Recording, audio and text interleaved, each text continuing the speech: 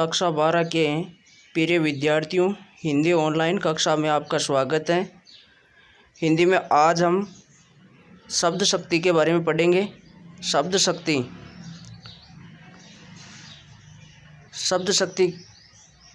शब्द के अर्थ को जिस माध्यम से प्रकट किया जाता है, यानी अलग अलग माध्यमों के रूप में शब्द के अर्थ को प्रकट करते हैं, उसे शब्द शक्ति कहा जाता है। अर्थात शब्द के अंतर्निहित जो अर्थ को भिन्न भिन्न रूपों में प्रकट करते हैं, यानी अलग अलग रूपों में इनके अर्थ को जानते हैं, उसे शब्द शक्ति कहते हैं। किसी शब्द के अर्थ को 3 प्रकार के शब्द होते हैं। एक तो वाचक शब्द जिसका अर्थ वाच्यार्थ होता है, लक्षक शब्द जिसका अर्थ लक्ष्यार्थ, और व्यंजक शब्द जिनका अर्थ होता है व्यंग्यार्थ।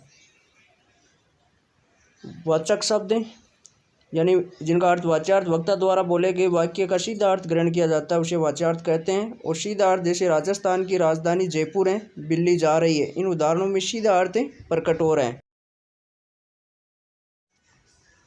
दूसरा लक्षक शब्द लक्ष्यार्थ, वक्ता द्वारा बोले गए वाक्य का अर्थ लक्षणों के आधार पर ग्रहण किया जाता है, उसे लक्ष्यार्थ कहते हैं। राजू शेर है, मंजू तो एकदम गाय है, इन उदाहरणों का अर्थ लक्षणों से ग्रहण होता है।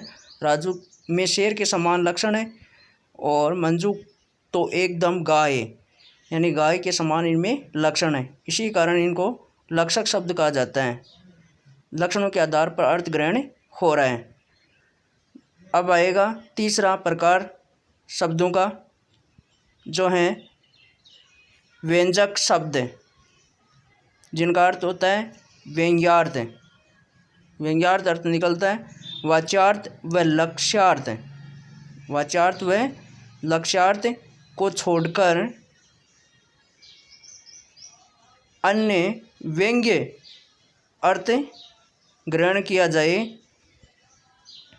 तो उसे व्यंजक शब्द या व्यंग्यार्थ कहते हैं।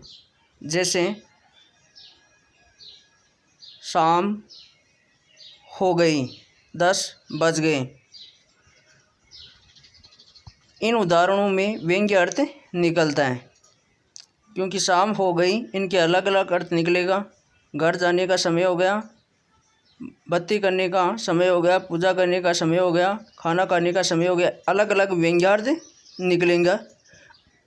10 बज गए, इनके भी अलग अलग अर्थ निकलेगा। ऑफिस जाने का समय हो गया, विद्यालय जाने का समय हो गया,